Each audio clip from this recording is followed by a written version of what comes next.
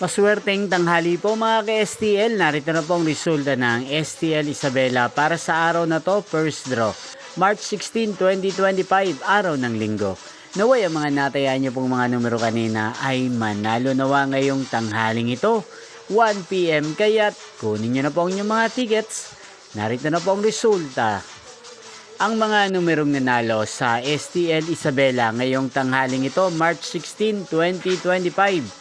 1 PM. First draw result 39 at 19 in exact order. Sa lahat po ng tumaya kanina sa STL Isabela para sa first draw ng 39 at 19, congrats po sa inyo, panalo po kayo.